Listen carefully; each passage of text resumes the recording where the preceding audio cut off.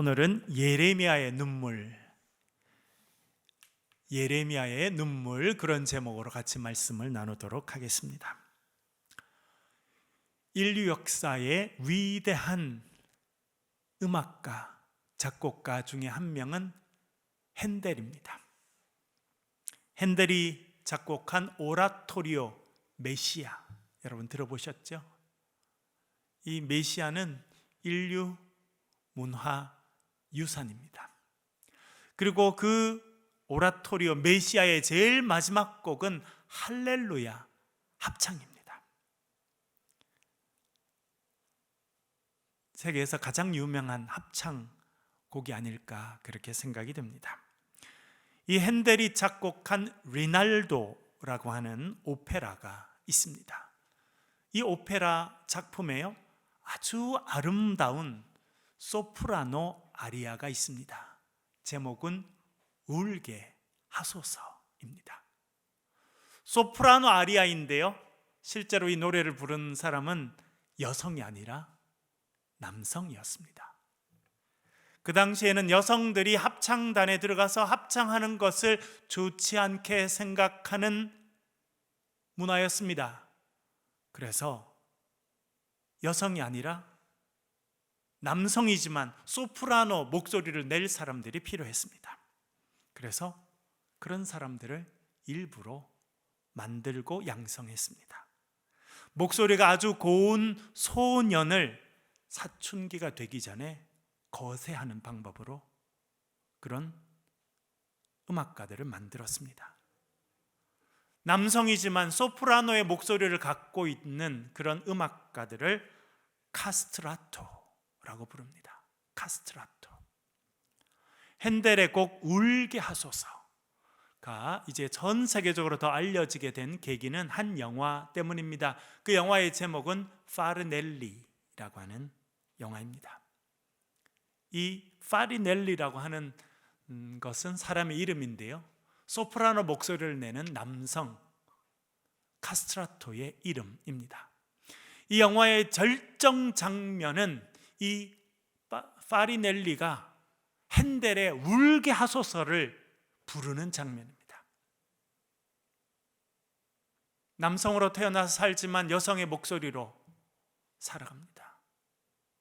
자기의 친한 형, 한 명 있는 형을 너무나 사랑했습니다. 그러나 그는 무대에 오르기 전에 하나 비밀을 알게 됩니다. 그것은 자신의 형, 작곡가인 그 형이 자기를 노래 부르는 악기로 만들기 위해서 자신을 거세했다고 하는 것을 알게 됩니다. 그리고 소프라노의 목소리를 내는 카스트라토로 사는 것이 너무나 힘든데, 때때로 너무나 싫은데, 한편으로 음악을 너무 사랑하는 그런 자기 자신을 보게 됩니다. 이런 비극적인 상황 가운데서 그는 핸델의 소프라노 곡을 부릅니다. 그것이 울게 하소서라고 하는 곡입니다. 가사는 이렇습니다. 나를 울게 하소서. 비참한 나의 운명이여, 나의 잃어버린 자유를 나는 한탄하네. 그런 내용이 있습니다. 그렇게 파리넬리는 자신의 비극적인 운명을 생각하며 울며 그 곡을 불렀습니다. 이 파리넬리가 불렀던 울게 하소서라는 곡을 들으면 생각나는 성경의 인물이 있습니다. 그 사람이 예레미야입니다. 예레미야는 남유다에서 활동한 위대한 선지자입니다.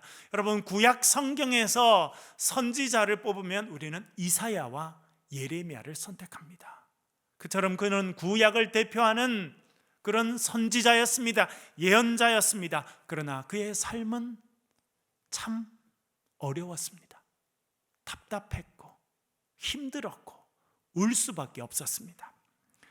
그는 자신의 조국인 남유다를 사랑했습니다. 그러나 그 남유다를 향해서 멸망을 선포해야 했습니다. 자신의 민족인 유다 백성들을 너무나 사랑했습니다. 그러나 그 유다 백성들이 곧 멸망할 것이다 라고 하는 것을 예언해야 했습니다. 그는 애끓는 심정으로 백성들에게 하나님의 말씀을 전했습니다. 멸망의 길에서 돌아서라고, 아직도 기회가 있으니 죽음의 길에서 돌아서서 생명의 길로 돌이키라고 백성들에게 외쳤습니다. 그것이 그의 조국을 향한, 그 백성들을 향한 사랑의 마음이었습니다. 그러나 사람들은 그에게 와서 그의 뺨을 쳤습니다. 그리고 그를 웅덩이에 집어 던져버렸습니다. 그것이 예레미야의 삶의 현실이었습니다. 그래서 예레미야는 이렇게 탄식합니다. 예레미야 4장 19절 말씀 화면을 보면서 같이 한번 읽어보겠습니다. 시작. 슬프고 아프다. 내 마음속이 아프고 내 마음이 답답하여 잠잠할 수 없으니 이는 나의 심령이 나팔 소리와 전쟁의 경보를 들음이로다. 아멘. 예레미야는 슬펐습니다. 가슴이 아팠습니다. 애간장이 녹는 것 같은 고통을 겪었습니다. 왜냐하면 그의 귀에 나팔 소리가 들리고 말 발굽 소리가 들려왔기 때문입니다. 하나님을 떠나서 하나님을 섬기지 않고 우상신을 섬기고, 심지어 우상신을 위해서 자신의 자식들을 불태워서 제물로 바치는 그런 끔찍한 짓을 하는 유대인들 심판 앞에 서 있었습니다. 하나님께서 바벨론이라고 하는 그 당시 대제국을 들어서 이 유다 백성들을 치실 것이라고 하는 것을 그는 알고 있었습니다. 그래서 그의 귀에는 전쟁을 알리는 나팔 소리가 들려왔습니다. 바벨론 군사들의 말 발굽 소리가 그의 귀에 들려왔습니다. 그래서 애끓는 심정으로 백성들에게 아직도 늦지 않았다고, 지금이라도 돌이키라고 그렇게 말하였습니다. 그러나 백성들은 그의 말에 귀를 닫아버렸습니다. 그의 뺨을 치며 입 다물라고 이야기하였습니다. 그래서 그는 마음이 답답했습니다. 그래서 그는 마음이 슬펐습니다. 그래서 그는 이렇게 말합니다. 9장 1절 말씀 화면을 보면서 같이 한번 읽겠습니다. 시작. 어찌하면 내 머리는 물이 되고 내 눈은 눈물 근원이 됐고 죽임을 당한 딸 내 백성을 위하여 주야로 울리로다. 아멘. 이게 예레미야의 소원이었어요. 자신의 머리는 물로 가득 찬 우물이 되고 물통이 되면 좋겠다고 생각했습니다. 그리고 자신의 눈은 그 물이 흘러내리는 샘물처럼, 수도꼭지처럼 되면 좋겠다고 생각했습니다. 그래서 자기의 머리에 가득 차 있는 그 물이 자기의 눈을 통해서 끊임없이 흘러내리길 원했습니다. 그렇게 내 백성, 이제 죽음을 곧 앞두고 있는 자신의 조국을 위해서 울고 싶다, 울기를 원한다, 그렇게 말하였습니다. 파리넬리는 울게 하소서라고 노래했고 예레미야도 울기를 원했습니다. 실제로 예레미야는 하나님께 가서 통곡하며 기도합니다. 멸망으로 달려가는 백성들, 그러나 귀를 막고 여전히 하나님의 말씀을 듣지 않는 그 백성들을 바라보며 그는 눈물로 기도하였습니다. 그래서 예레미야의 별명이 있었는데요, 그 별명이 무엇이었습니까? 눈물의 선지자였습니다. 그렇다면 이 눈물의 선지자인 예레미야가 그렇게 애끓는 심정으로 그들에게 선포했던 내용은 무엇입니까? 4절 말씀 같이 한번 읽어보겠습니다. 4절 같이 읽겠습니다. 시작. 이 언약은 내가 너희 조상들을 쇠풀무 애굽 땅에서 이끌어내던 날에 그들에게 명령한 것이라. 곧 내가 이르기를 너희는 내 목소리를 순종하고 나의 모든 명령을 따라 행하라. 그리하면 너희는 내 백성이 되고 나는 너희의 하나님이 되리라. 아멘. 그가 외친 것은 하나님의 언약이었습니다. 하나님께서 아브라함과 맺으셨던 그 언약, 그리고 이스라엘 백성들이 애굽 땅에서 나올 때 다시 맺으셨던 그 언약을 기억하라라고 하는 것이 그의 선포의 내용이었습니다. 오늘 읽은 4절 말씀에 특별한 표현이 나옵니다. 너희 조상들을 쇠풀무 애굽 땅에서 이끌어내던 날에 라고 말합니다. 쇠풀무라고 하는 단어가 나옵니다. 어떤 뜻입니까 여러분? 쇠풀무? 용광로죠.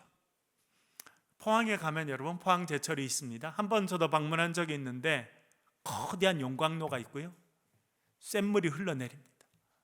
그리고 자동차를 만들고 배를 만드는 그런 강철들을 만들어내는 과정을 보았습니다. 그 쇠가 녹아서 흘러내리는 용광로, 그곳이 애굽이었다, 그렇게 말해주고 있습니다. 이스라엘 백성들 애굽에서 종살이 했습니다. 여러분 애굽에 가보셨습니까? 이집트에?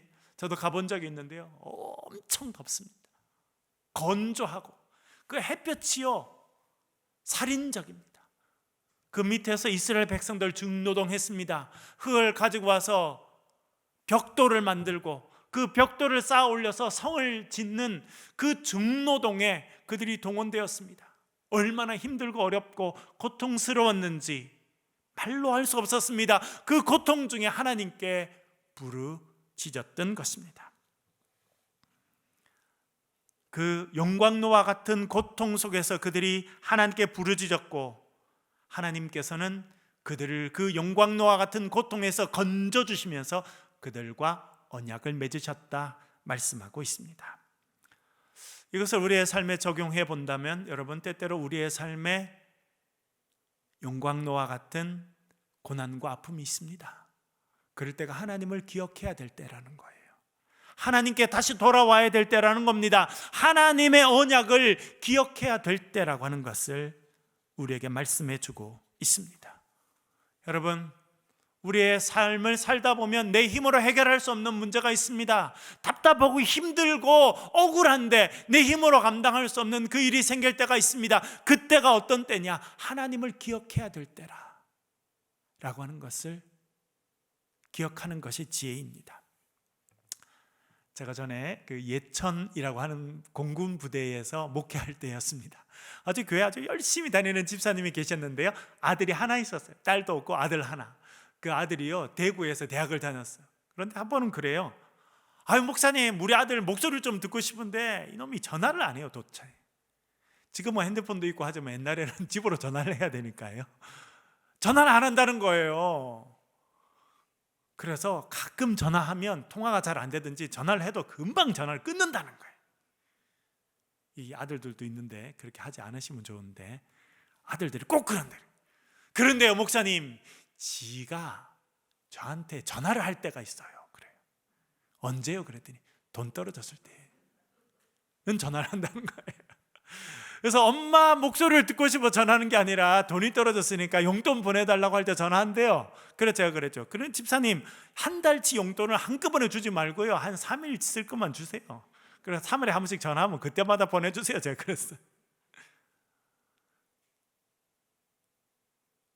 돈이 떨어지면 엄마 생각이 나는 거예요. 우리도 똑같아요 여러분. 평소에 하나님을 섬기고 살면 너무나 좋은데 많은 사람들은요, 평소에는 하나님 생각을 별로 안 합니다. 내 삶이 잘 되고 삶에 문제가 없으면요, 내가 잘해서 그런 줄 알아요. 그렇게 살다가 갑자기 벼랑 끝에 서는 일이 생기게 되고 사업이 실패하게 되고 내 힘으로 감당할 수 없는 큰 문제를 경험하게 되면 우리는 하나님을 생각하고 하나님께서 나에게 주셨던 약속의 말씀을 생각하고 언약을 생각하는 것입니다. 어찌 보면 그것이 우리에게 당연한 거예요. 오늘 본문에도 말씀하십니다. 새 풀무와 같은 애굽 땅에서 건져낼 때 내가 너희들에게 다시 명령하지 않았느냐, 너희와 다시 언약을 맺지 않았느냐, 그렇게 말씀해 주고 있는 것입니다. 여러분, 삶의 고난이 찾아오고 어려움이 찾아올 때 하나님을 기억하실 수 있기를 간절히 바랍니다. 그래서 고난은요, 하나님께서 우리를 부르시는 통로라, 그렇게 이해할 수 있는 것입니다. 그렇게 언약을 통해서 하나님께서 우리에게 요구하시는 것은 무엇입니까? 이렇게 말합니다. 너희는 내 목소리를 순종하고 나의 모든 명령을 따라 행하라. 목소리를 순종하라는 겁니다. 여러분, 순종하기 위해서 먼저 해야 되는 일은 무엇입니까? 목소리를 듣는 거예요.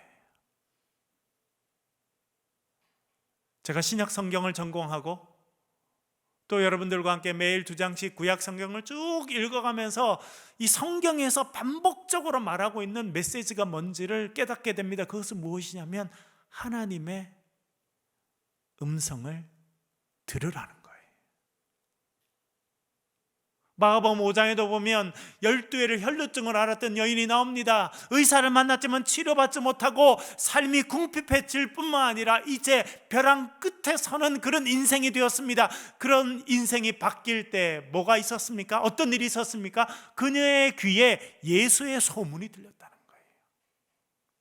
예수의 소문이 들리면 인생이 터닝 포인트를 맞게 되고 절망이 희망으로 바뀌게 되는 것을 성경이 말해주고 있습니다. 바디메오 이야기는 또 어떻습니까? 그는 밖에 나가서 구걸하며 살아갔습니다. 앞을 보지 못하고 매일 구걸해야 살아갈 수 있는 인생이었는데 길거리에 앉아서 그의 귀에 들리는 소리가 있었습니다. 예수님 이야기였어요.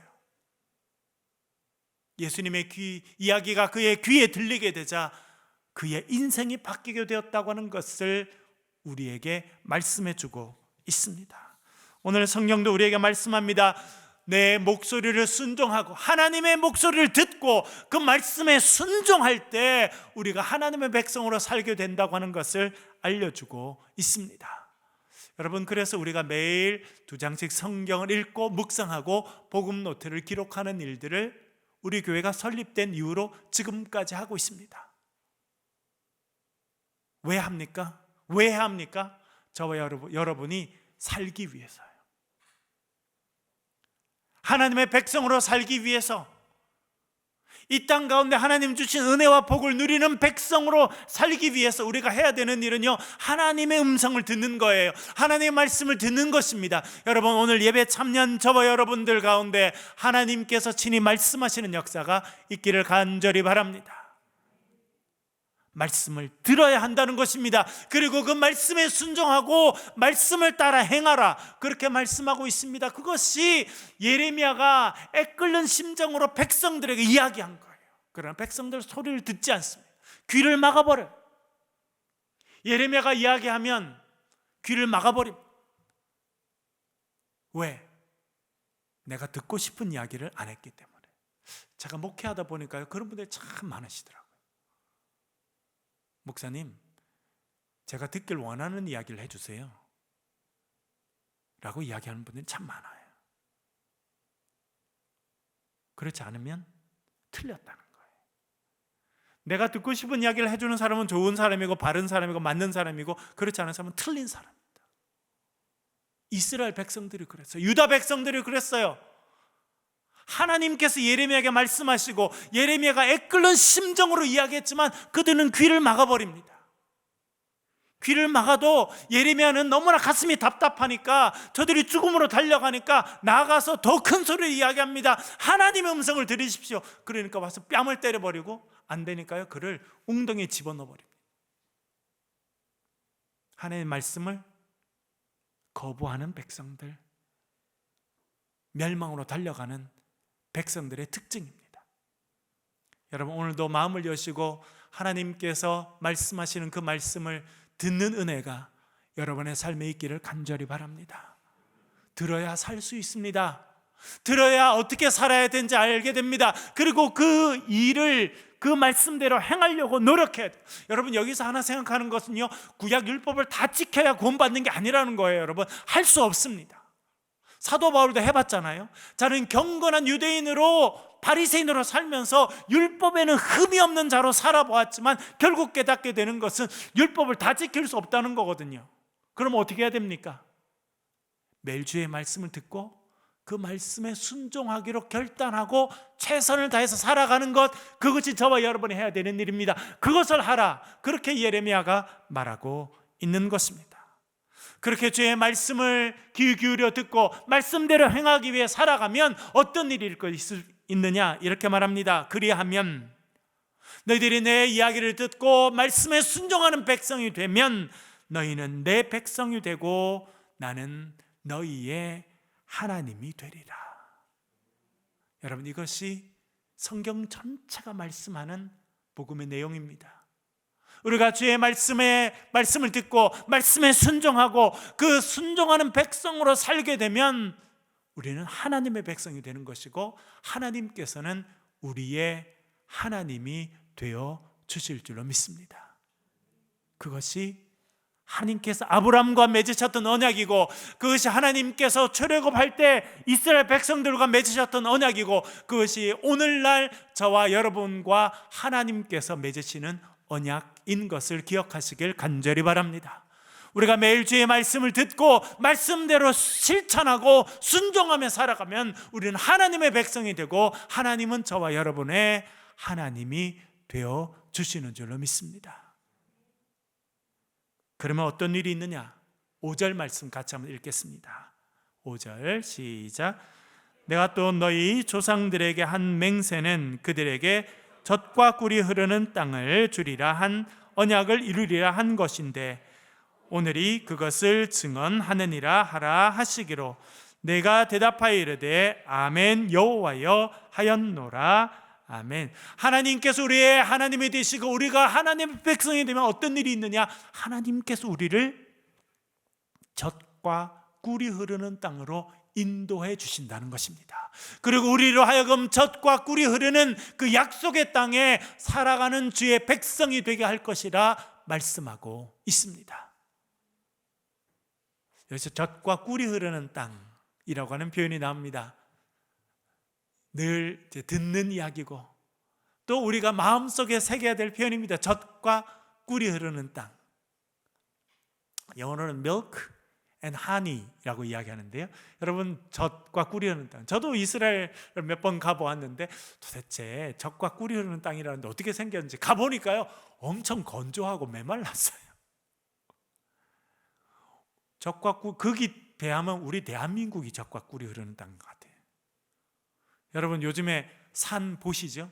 오늘 아침에도 아내와 우리 아이를 데리고 교회로 오는데 여전히 그 산이 얼마나 아름다운지, 그렇죠? 하나님께서 참 아름다운 강산을 우리에게 주셨다, 그렇게 생각했습니다. 이스라엘 가보면요 이런 나무가 없어요. 이런 단풍이 없다니까요. 그런데 왜 젖과 꿀이 흐르는 땅이라고 했을까? 젖은 양의 젖을 이야기합니다.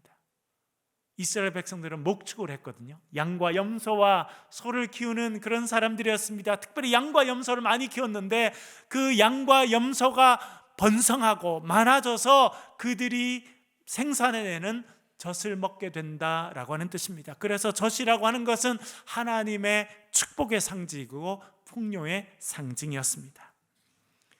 그리고 꿀을 이야기해가지고요, 저는 이스라엘 땅에 벌이 많은 줄 알았더니 벌은 한국에 많지 이스라엘 별로 없습니다. 왜냐하면 꽃이 많아야 벌들이 다니면서 꿀을 딸 텐데 꽃이 그렇게 생각보다 많지 않거든요. 그래서 도대체 그 꿀이 뭐냐 그랬는데 그 꿀은요 종려나무 열매입니다. 우리나라는 잘 없지만요 큰 종려나무들이 많이 있습니다. 종려나무를 대추야자나무라고 또 부르는데요, 거기에 대추야자가 주렁주렁 열립니다. 10개, 20개가 아니라 수백 개가 한 나무에 수백 개씩이 열리게 됩니다. 저도 가서 먹어봤는데요, 얼마나 단지. 그래서 성경에 말하는 꿀이라고 할 때는 그 대추야자 나무를, 그 열매를 말하는 것이 아닌가, 그렇게 생각하게 됩니다. 여러분, 대단히 상징적입니다. 젖과 꿀이 흐르는 땅에 있다고 하는 것은 하나님께서 주인이 되셔서 하나님께서 우리의 삶을 인도하셔서 우리가 누리게 되는 복과 은혜를 말하고 있는 것입니다. 여러분, 오늘도 우리가 하나님을 우리의 주인으로 모시고 살아갈 때, 하나님께서 우리의 주인이 되어주실 때 우리의 가정이, 우리의 삶이 젖과 꿀이 흐르는 땅으로 변화될 줄로 믿습니다. 젖과 꿀이 흐르는 땅은요 우리의 육체의 고통이 치료받는 때입니다. 우리의 마음의 상처가 치료되는 곳이고 깨어진 관계가 회복되는 곳이고 하나님 주시는 평화와 기쁨을 누리는 곳, 그곳이 젖과 꿀이 흐르는 땅이 되는 것입니다. 그리고 여러분, 제가 조금 더 생각해 보니까요, 이 말씀은 거기서 끝나는 것이 아니고요, 젖과 꿀이 흐르는 땅으로 우리를 인도하시고 젖과 꿀이 흐르는 땅에서 우리를 살게 하신다라고 하는 것은 무엇이냐면 결국 저와 여러분을 천국으로 인도해 주신다라고 하는 뜻이라는 것을 알게 됩니다. 여러분, 우리의 삶의 종착역은 어디입니까? 이 땅입니까? 아닙니다. 천국입니다. 영원한 하나님께서 다스리시는 그 천국의 백성으로 결국 살게 하시고, 결국 우리가 천국을 소망하며 살아가는 백성들, 천국에 이르는 백성들이 되게 하실 것이다 라고 하는 말씀인 것입니다. 다시 말씀드리면, 우리가 하나님을 주인으로 섬기고 살아가고 이 땅에 그리스도의 자녀로, 하나님의 자녀로 살게 되면 우리는요, 이 땅에서 천국을 누리는 사람들이 된다는 것입니다. 장차 이루어질 천국에서의 기쁨과 그 평화를 이 땅에서 누리는 백성이 될 것이다 라고 하는 의미구나 하는 것을 깨닫게 됩니다.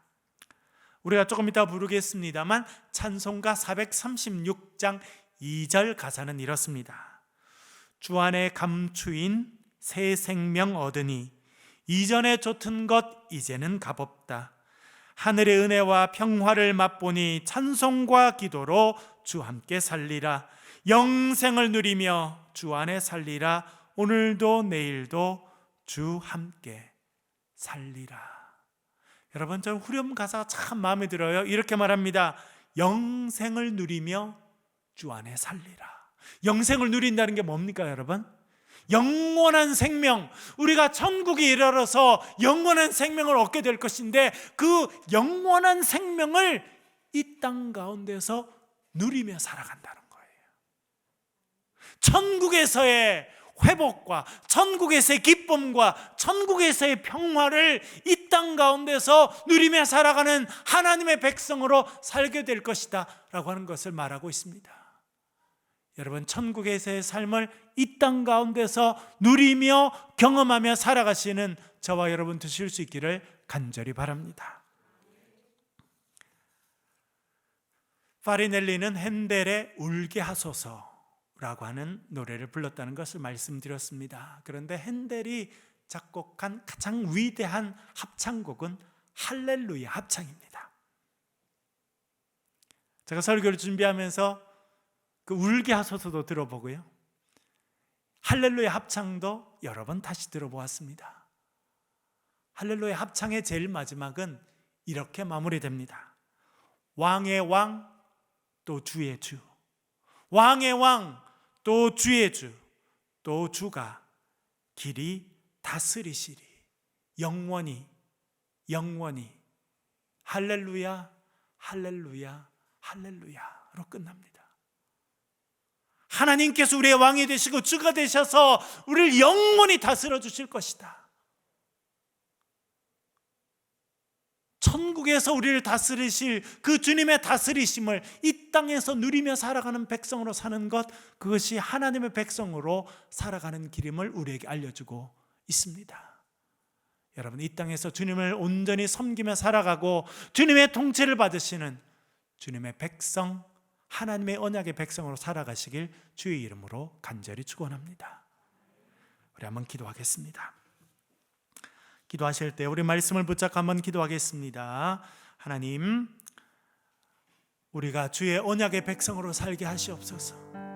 눈물 많고 한숨 많고 답답한 인생을 살고 있지만 이 세상에 속해 있는 자들이 아니라 천국을 소망하며 천국의 기쁨과 자유를 이 땅에 누리는 주의 백성들로 살게 도와달라고 기도해 주시길 바랍니다. 특별히 이번 목요일날 수학능력시험이 있습니다. 우리 교회 자녀들 가운데 시험을 치르는 자녀들이 있습니다. 그 자녀들 위해서 기도해 주시고 우리 자녀들 믿음으로 잘 양육되도록 우리 통성을 한번 기도하겠습니다. 기도하십시다.